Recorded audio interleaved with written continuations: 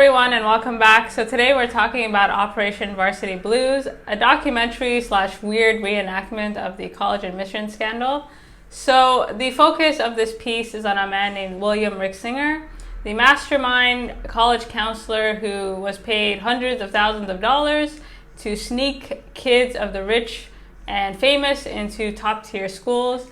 And this is like, you know, as somebody who works with college age students, it's really sad to see the state of education today.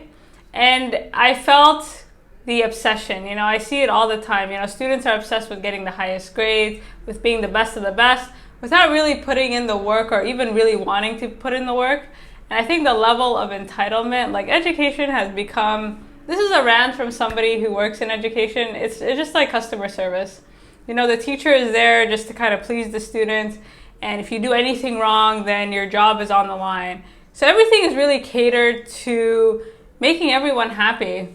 And so William is just a manifestation of a sort of an image-obsessed culture that wants what it wants now and kind of wants to have his cake and eat it too. And I think it's true that people want what they can have. And so the documentary covers kind of like the promise versus reality. So a lot of these top tier schools have gotten like harder and harder to get into. And the problem is that students all want to go to the same school. So you can get a perfectly good education pretty much anywhere. But that's not what people want, right? In this kind of image-obsessed culture, people want to wear the sweater. This is Harvard or UCLA, and they actually want to be able to go there. But the problem is, again, every year it gets harder and harder and harder. And there's no correlation between success and going to these schools. You could be perfectly successful going somewhere else, but because of the image and because of the name, people want it for the ego. Like the student wants it for the ego, the parents want it for their ego. And so it just creates this toxic climate where everybody feels like shit about themselves. And they have all these clips of students basically getting their rejection letters or acceptance letters. And you see that students just feel like crap, right? Like they're crying, they didn't get into Stanford, they didn't get into wherever they wanted to get into, and they feel bad, right? Like everybody has been reduced to a number, and this high stakes kind of like testing culture. Like I work at a university overseas, and you know, it's true. Like if you fail the exam, you fail everything. Like you're a student number and you are a percentage. And if you don't meet the threshold, then this reflects you as a human being. Like you're not smart enough, you're not competent to kind of do everything that you're gonna do. So these students are crying and they're saying, you know, they feel worthless, they feel this and that. And it's because you project so much onto these schools and onto like what it could mean for your future. Are any of these projections real? No. But because of the culture and because of the reputation and the propaganda around these schools, people really feel like they're missing out if they don't see what's behind the curtain. And oftentimes what's behind the curtain is just bullshit. Like there's nothing behind the curtain, y'all. Just keep it moving. Who is William? Well, this guy William is, again, just a manifestation of like a very sick culture. So this guy was able to kind of create a network of like college representatives and contacts to get people or, you know, these rich kids into the schools they wanted, any means necessary. And we can blame the parents, we can blame the students, but at the end of the day, like the temptation is created by the school, right? They're saying, we're the best. If you're unable to get in, well, you shouldn't feel bad about yourself, but just know that we are the best. So he was a really brilliant man in terms of like kind of manipulating and taking advantage of the temptations these schools create and telling parents like, listen, there are no guarantees unless you pay me. And the methods that he would use, I mean, it was like any means necessary. Like he would get athletes that weren't even athletes into these schools saying they were water polo swimmers when they weren't.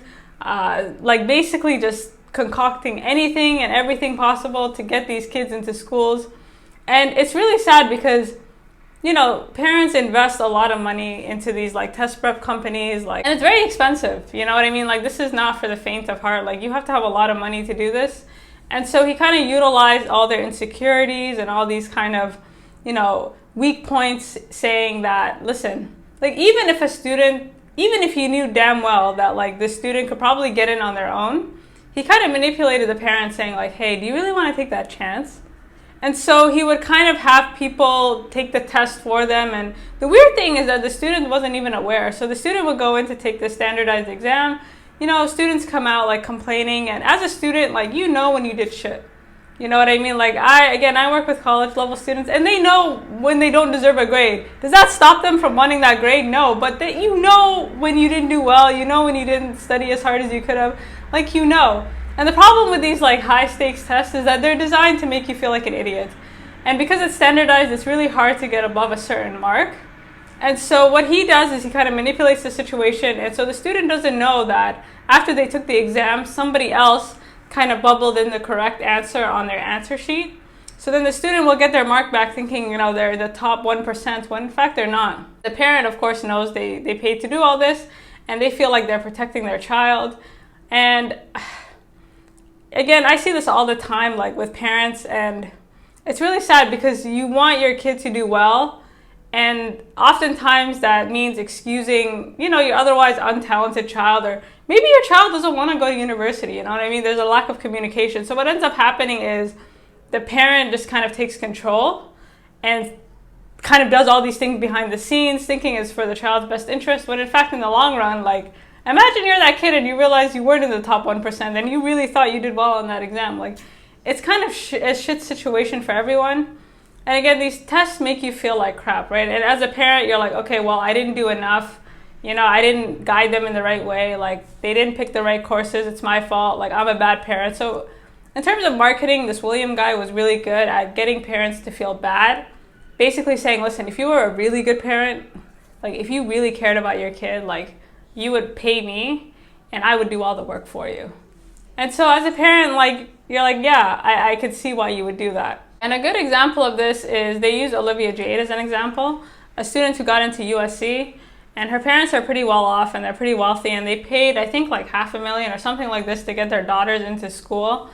And watching Olivia Jade in this documentary, I mean, she had her own business, she was an entrepreneur, and they have these clips of her talking, saying, hey, like, I'm doing pretty well for myself, but my parents want me to go to this school. And like, as she's talking about it, like, this is someone who's very entrepreneurial, like, she had her own business, and it seems, again, like, it's really sad to say, but like, a lot of parents feel like even if your kid does not go to college, they're useless.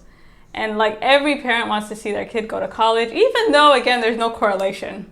And it doesn't seem like Olivia was that interested in college. Like, she was vlogging, she was doing all this stuff. And the thing is, the way she got into USC was that they said that she's an athlete, when in fact she wasn't an athlete. And based on her vlogs, like, this was the worst person to kind of concoct a story around, because there was nothing about her that suggested that this is something that she was doing, because she vlogged every day of her life. And there's clips of her saying, I'm so lucky to have an education, and this and that. And again, it's kind of like a trickle-down effect where the kid feels really bad for, not really wanting to be there, even though they know a lot of people would kill. And she got a lot of flack for it, but to be honest, again, like, I blame the school, I blame parents, and I see it all the time, right? Like, the kid is not that interested, and rather than communicate with your kid, and these kids are just like, I think the number one job is like YouTuber. Like, a lot of people just want to do their own thing, like, but the problem is like the pressure from the parents. So it seems like Olivia's parents wanted her to go there, so she went there, even though she had completely other interests, she was doing other things, she was being quite successful in those other things, so there was really no need for her to go there. So for me, this was a good example of how, just the myth of education. Like, and I think this is a side note, but you spend hundreds and thousands of dollars on tuition, and you think that you're going to be around people who are the best of the best. I mean, a lot of these schools kind of, it's for networking opportunities, right? Like, you're going to be around people that are going to get you to where you need to go. And so you're looking at Olivia, and she doesn't want to be there. And it makes you wonder, like, how many people in these top tier schools actually want to be there? Like, how much of it was pressure? And again, I don't really blame her. I blame the culture that makes it tempting, right? Like, people want what they can't have, and parents feel like crap if they can't get their kids, the best of the best. And so the aftermath for Olivia Jade was quite bad, right? Like, she almost lost her business. Like, she was doing red table talks. Like, people were really angry with her. They were trolling her, saying, you took a spot from somebody, this and that. But y'all, like, she didn't take the spot, right? Like, you have to understand, like, it really wasn't her fault. Like, the spot, she's one person out of God knows how many students who have taken spots from other students. Like, and a lot of this outrage was projected, I feel like, and it was made to seem like these were kind of one-off circumstances. And the thing that surprised me about these stories was the fact that people were surprised. Like, are we really surprised that you can buy your way into these very expensive posh schools? You know what I mean? Like, rather than direct the anger at her, it should have been like, okay, how many other Olivia Jades are there in these colleges? And if that's true, can we maybe go somewhere else? Like, can we maybe go to a different school? Like, this, you know, people were so offended that the school, like, they were kind of defending the school, you know, its reputation and all these things, when in fact the school is just marketing. Everything is marketing. William was able to market to the parents that, hey, you need me to get into the school. I'm a guarantee. In a business where there are no guarantees, and the school is able to market itself as being this, you know, higher, you know, intelligent, like, you know, place of, you know, like-minded, when that's just not the case. And I was surprised that people were surprised. And so the aftermath, again, was disappointing, just because you're like, that's your focus, that she took the spot away from one person. What about all the other people that, anyways. So in the end, William is exposed. Thankfully, his clientele is so stupid that they were able to incriminate themselves over the phone. And he was able to kind of manipulate his way into pretty much taking everybody down with him. And they kind of go through, you know, how he was able to do it, and how he was able to hire somebody who, you know, was able to get near perfect scores, or close enough to the scores that, you know, would be enough for these students to get in. And so they were talking about, like, the test prep industry, and how, like, well, a lot of these people who run these test prep companies could do the same thing, but their morals are so high and they wouldn't dare do it. And that's the only thing about the documentary too. Like, they also kind of made it seem like this kind of weird anomaly, when in fact, like, this is not that far off, right? Like, these test prep companies get paid hundreds of thousands of dollars a year, and to do what, right? Like, is it really that far off that somebody's gonna take some extra money to take the test for somebody? So in terms of morale, honestly, it's any means necessary, right? Like, a lot of schools, especially like your college education, this is still seen to determine your value in life. And the problem with these top tier schools is that people really think there's some type of mystery behind it. Like, if you're able to get in, you know, the world is yours and you'll unlock all these doors. And the reality is, like, that's just not the case. You're not going to unlock anything. And the level of entitlement that people have now to grades and to prestige that they really just don't even really want to work hard for says a lot. So my advice as somebody who works in education is just to say, you know what, figure out what you're good at. Don't overspend. Like, the cost of education is absurd. And don't get fooled by, you know, marketing, right? Like, all these schools are marketing. The best school in the world is based on, you know, how well they're able to market themselves as the best school in the world. So I think it's really up to students to kind of wake up a bit, really how to have an honest conversation with yourself. And if you want an education, again, like, you can get an education. Like, the ability to find information and to kind of navigate yourself through the world is a lot easier now.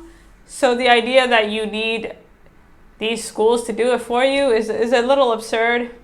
But again, I chalk it up to the image of people just wanting what they can't have, right? Like, the ego wants what it wants.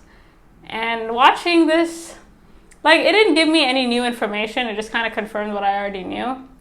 But I enjoyed myself. Like, it's good for people that, if you're kind of familiar with it, like, go back and watch it. And again, like, you'll see clips of students just, like, how, I mean, I could go on and on, but these high-stake tests, these kind of, like, you're basically an inmate. You know, as a student, you're reduced to a number. You're just like, okay, you are student 114. Your percentage is whatever the hell, and that's who you are as a person. Like, either you're worthless or, you know, you're amazing. And that's sad. And a lot of these students take it to heart, and they take it so personally. And I see it all the time. Like, and they don't realize, like, this mark has nothing to do with you. Like, it has nothing to do, this is a rant, but, like, this has nothing to do with your value. It's just the way these things are designed. they're just, you can't win, okay? Like, it's just not possible. So with that being said, you guys let me know what you think. Even if you haven't seen it and you're like familiar, just tell me your experiences down below, because I'd be really interested to know, like, if you did go to a top tier school, how was that? If you didn't, how are you doing? You know, just your opinion on like this propaganda culture. But anyways, until next time.